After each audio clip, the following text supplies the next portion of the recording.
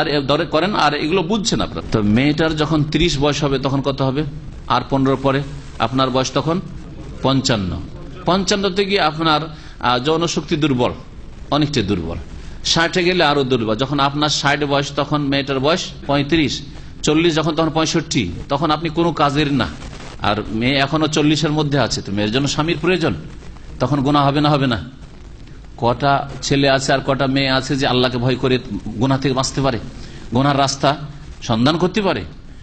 আর এইরকমই ওই অধিকাংশ বুড়োগুলো, আরবদের মধ্যে বুড়োগুলো যে বিয়ে শাদী করে, 60 বছর 70 বছরের বুড়া আর বিয়ে করে 18 বছর 20 বছরের বিয়ে করে।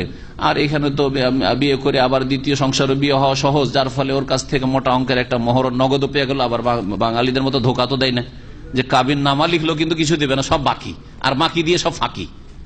তো বাঙালিরা ফাঁকি দেয়, কিন্তু সৌদিরা ফাঁকি দেয় না। আবার ওই বুড়াও যদি বিয়ে করে 70-80 বছরের, 1 লাখ রিয়াল দিয়ে 1 লাখ রিয়াল ক্যাশ সাথে সাথে দিয়ে দিল, প্রথম দিন পেয়ে গেল, টাকা পেয়ে গেছে। 18 বছর 20 বছরের মেয়ে, আর তারপর 2-4-5 বছর যা বাঁচলো, না বাঁচলো, মরলো, তারপর আরেক জায়গায় বিয়ে করে নিল। আবার এখানে বিবাহ, বিধবার বিয়েও হচ্ছে। আর বাঙালি সমাজে হিন্দু সভ্যতা বিরাজ করছে যে বিধবার বিয়েও হবে না, এক স্বামীকে খেয়েছে রাক্ষস নেই। হ্যাঁ, এগুলো কে শিখেছে? হিন্দুরা শিখেছে মুসলমানকে, তাই না?